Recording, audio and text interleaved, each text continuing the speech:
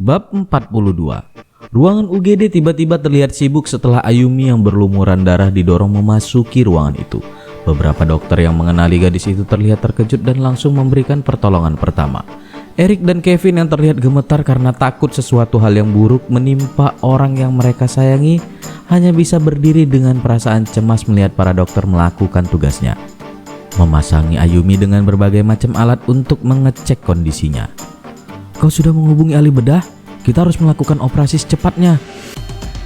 "Itu, Dokter Lee sudah datang." Semua orang kini menatap Dokter Lee yang berlari dengan wajah cemas menuju dokter yang berkerubun memeriksa Ayumi. Seketika matanya terbelalak dan wajahnya memucat melihat gadis yang membuatnya jatuh cinta dan juga telah ia sakiti tergeletak tak sadarkan diri dengan bersimbah darah. "Tidak, kau jangan berani menyentuh tubuhnya. Apa kau paham?" Erik berteriak sambil menarik kerah baju pria yang matanya hanya tertuju pada tubuh tak bergeming di hadapannya. "Aku minta dokter lain. Apa di rumah sakit ini tidak ada lagi dokter bedah? Kalian dengar, jangan biarkan bajingan ini menyentuh tubuhnya." Erik kembali berteriak membuat semua orang di ruangan itu saling pandang tak mengerti tentang apa yang terjadi. "Dia adalah dokter bedah terbaik di sini," ucap Dokter Choi yang berjalan terburu-buru setelah mendapat telepon dari Kevin tentang kondisi putrinya. "Jadi, biarkan dia yang mengoperasi putriku." "Tapi dia..." Kevin menyentuh bahu Erik. Matanya tajam menatap Dokter Lee.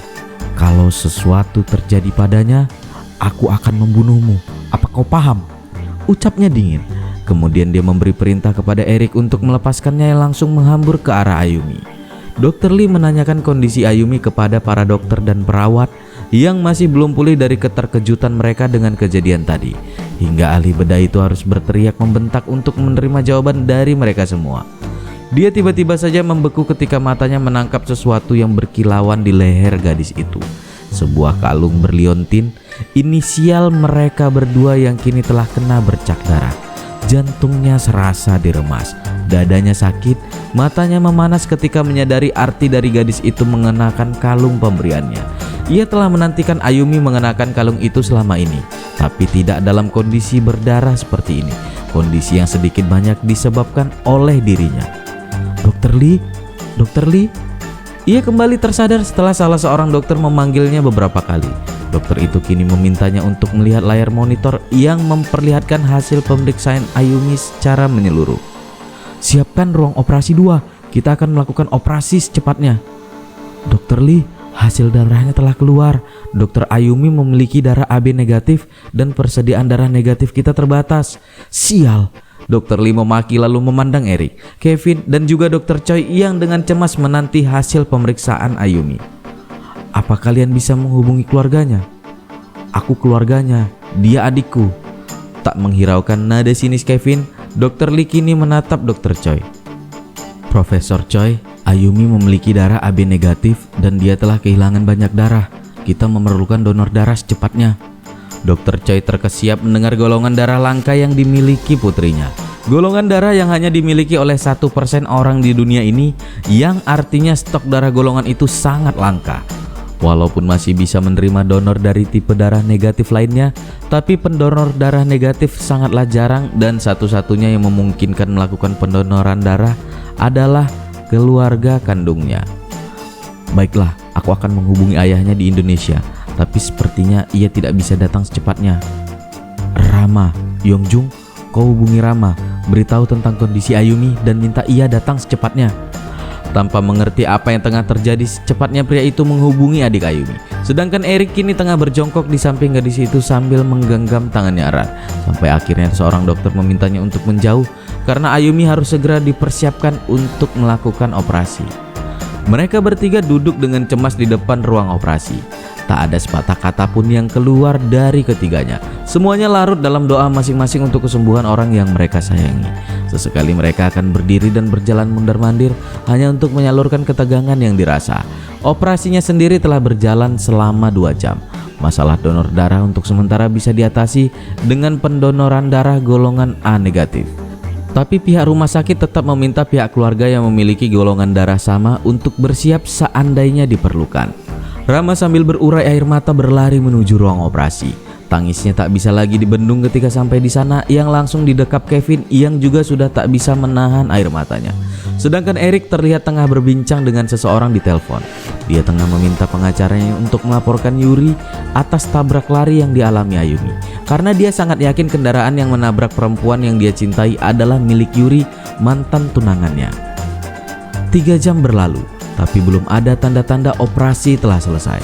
Semua orang sudah terlihat sangat lelah, tapi tak ada seorang pun yang mau beranjak dari ruang tunggu yang mencekam itu. Beberapa orang dokter teman residen Ayumi memberikan mereka kopi panas untuk menghangatkan badan. Mata Rama sudah membengkak karena tak berhenti menangisi kakaknya.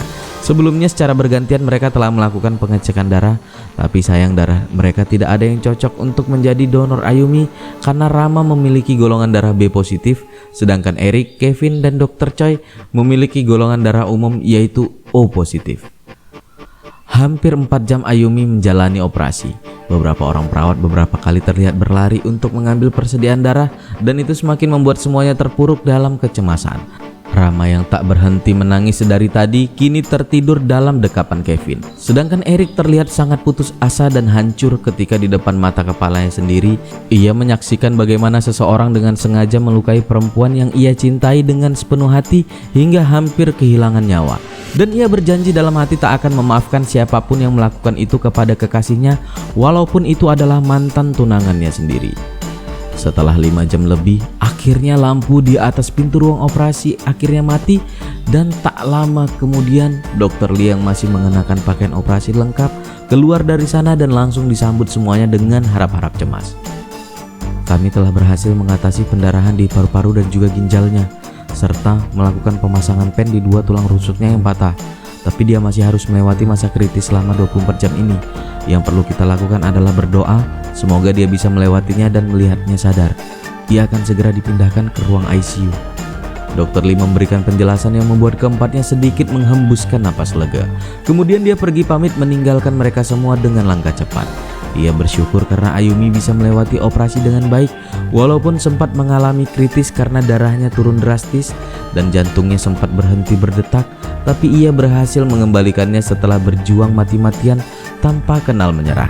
Walaupun sebagian dari dokter yang berada di sana telah memintanya untuk menyerah, tapi tidak, ia tak boleh kehilangan gadis itu atau ia akan ikut mati bersamanya. Hatinya terasa sakit ketika kembali mengingat tubuh ringkih Ayumi yang bersimbah darah. Jantungnya serasa diremas, matanya terasa panas, dan ketika pintu ruangannya tertutup, ia tak bisa lagi membendung tangisnya yang ia tahan dari tadi. Bagaimanapun niat awalnya ia mendekati gadis itu hanya karena permintaan adiknya untuk membuatnya terluka.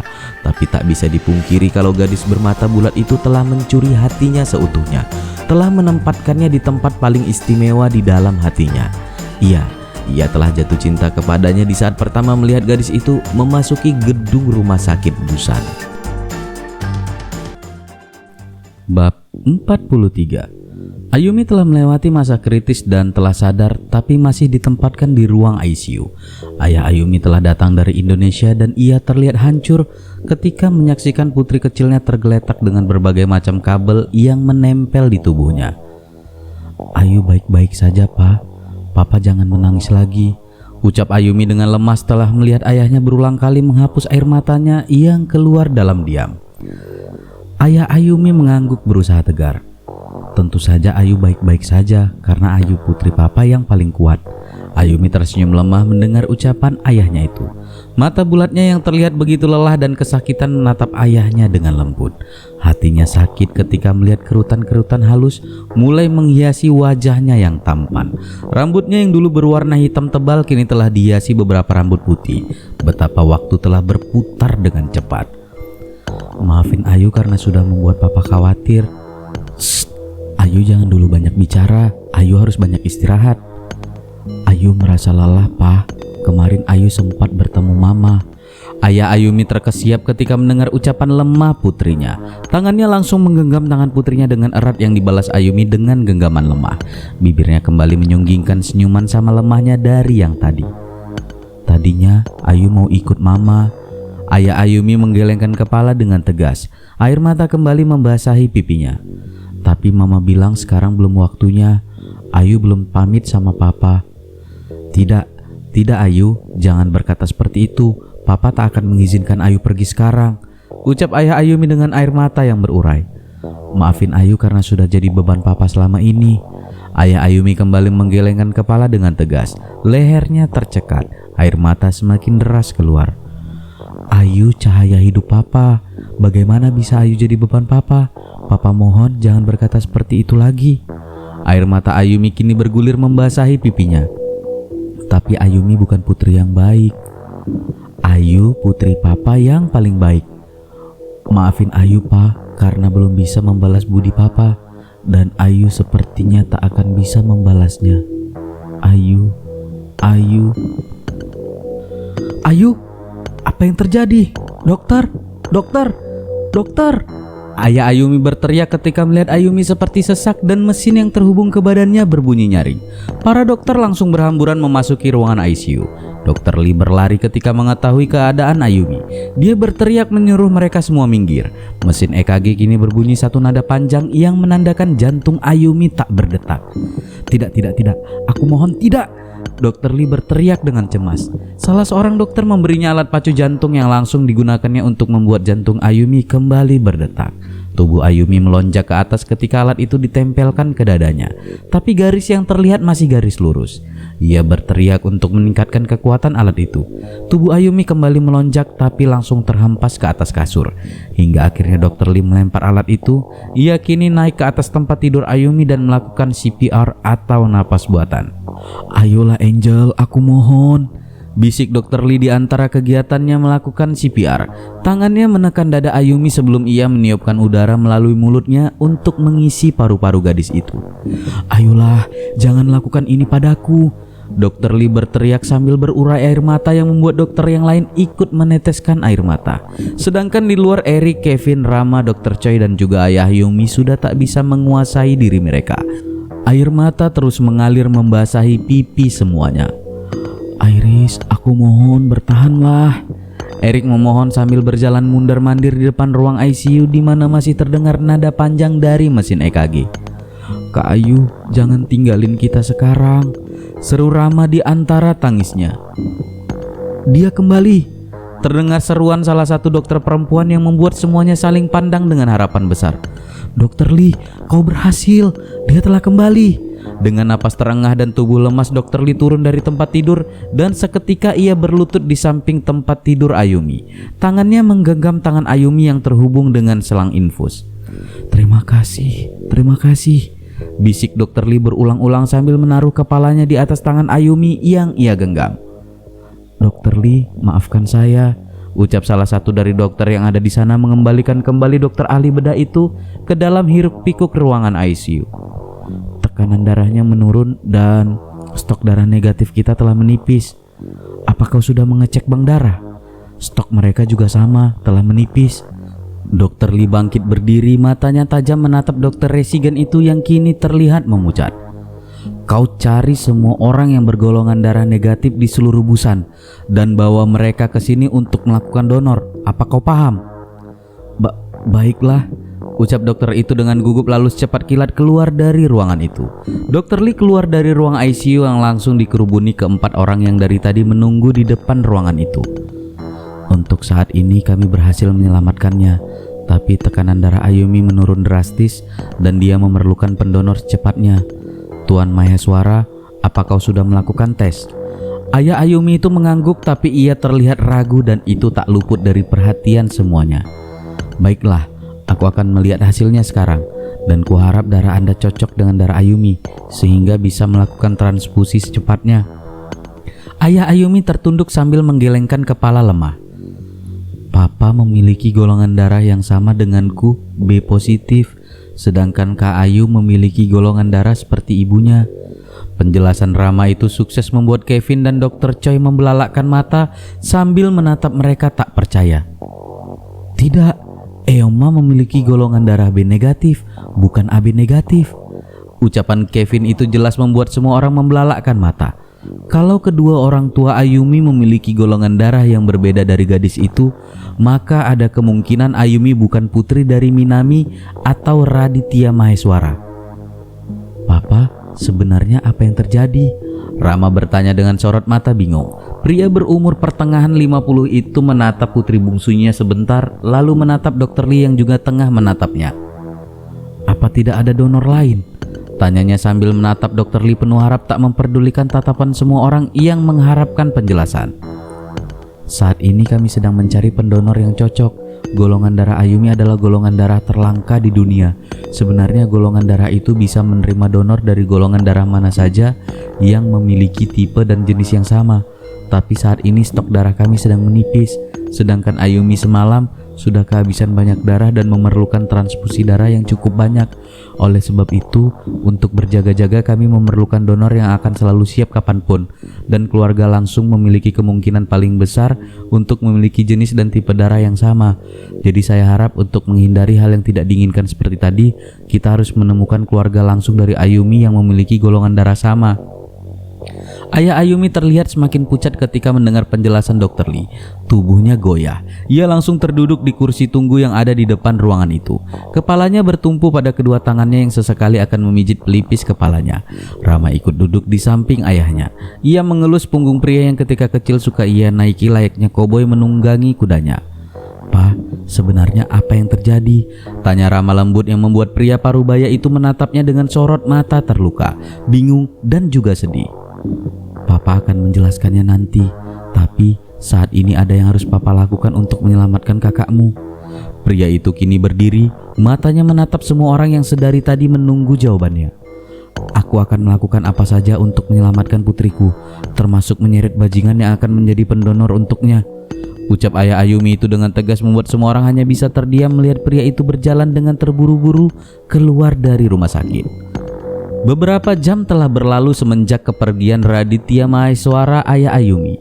Tak ada yang mengetahui kemana pria itu pergi. Keadaan Ayumi telah berangsur baik setelah bergilir Kevin, Rama, dan sekarang giliran Erik yang menemani gadis itu di dalam ruang ICU. Tangannya tak pernah sekalipun melepaskan genggamannya dari tangan mungil yang memucat. Ia memang belum sadar. Alat pernapasan kembali terpasang menutupi hidung mancungnya. Matanya terpejam seolah ia tengah tertidur dengan nyenyak. "Aku tahu kau sangat lelah, tapi aku mohon jangan menyerah. Aku berjanji tak akan meninggalkanmu dan akan selalu ada di sampingmu untuk menjadi penopang hidupmu di saat kau lelah seperti sekarang. Apa kau mau pergi berlibur untuk menghilangkan penatmu selama ini? Aku akan membawamu berlibur ke Kanada. Kita akan mengunjungi John. Dia pasti sangat merindukanmu. Kita akan pergi hiking di Stanley Park untuk melihat matahari terbit di atas batu seperti pertama kali kita bertemu. Kita akan melewati sepanjang siang itu di bawah pohon maple. Kau akan tidur di pangkuanku sambil membaca novel favoritmu. Oh iya, kita akan pergi makan siang di tempat David. Kau pasti sangat merindukan nasi goreng seafood buatannya, iya kan? Dan sorenya kita akan melihat matahari terbenam di Vancouver Lookout. Aku akan memelukmu dari belakang dan kita akan berbagi earphone yang mengalunkan lagu-lagu merdu. Bukankah itu rencana yang hebat? Maka dari itu kau harus segera bangun dan sehat seperti semula." Ucapan Erik terhenti ketika seseorang memasuki ruangan itu. Matanya terbelalak kaget ketika menyadari siapa yang baru saja memasuki ruangan itu. "Abioji, apa yang kau lakukan di sini?" tanya Erik dengan nada terkejut. Begitu pula dengan ayahnya yang terlihat bingung dan sama terkejutnya ketika menatap Erik yang masih menggenggam tangan Ayumi. Di belakang ayahnya menyusul ayah Ayumi yang juga memasuki ruangan itu. Erik menatap kedua pria parubaya itu bergantian. Jantungnya serasa berhenti berdetak ketika menyadari kemungkinan yang terjadi. Tidak, kumohon jangan katakan kalau itu benar," Erik memohon dengan memelas sambil menggelengkan kepalanya kuat. Ayah Ayumi menatap pria bermata tajam yang kini telah mulai memerah karena menahan air mata dengan penuh simpati. Ia mengalihkan tatapannya ke arah Ayumi yang masih tak sadarkan diri. "Kim Min Hyuk, dia adalah putri Minami Takeda. Ayumi Maheswara, putrimu."